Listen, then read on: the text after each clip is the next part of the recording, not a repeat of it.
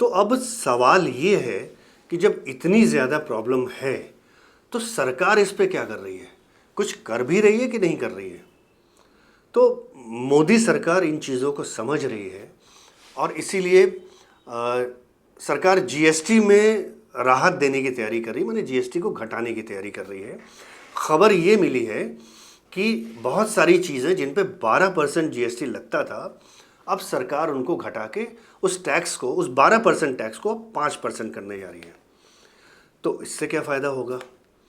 इससे फ़ायदा ये होगा कि बहुत सारे सामान, जैसे आपका साबुन हो गया, कपड़े हो गए, तेल हो गया, टूथपेस्ट हो गया, और भी एफएमसीजी, कपड़े, जूते, और भी एफएमसीजी की जो बहुत सारी चीज़ें हैं वो अब सस्ती हो जाए। चलिए, ये तो हुई जीएसटी की बात। इसके अलावा आपको याद होगा कि भी 2025 में इनकम टैक्स की जो छूट है उसमें भी भारी राहत दी गई है। तो सरकार तो जो भी हो सकता है अपनी ओर से प्रयास कर रही है, लेकिन इस समय ना वर्ल्ड में जो पूरे वर्ल्ड की जो फाइनेंशियल कंडीशन है वो ही बहुत गड़बड़ है। मैं पूरी दुनिया के देशों की बात कर रहा हूँ, और अपने देश में भी देख लीजिए, इस जो सप्लाई, जो डोमेस्टिक सप्लाई है वही बहुत गड़बड़ है।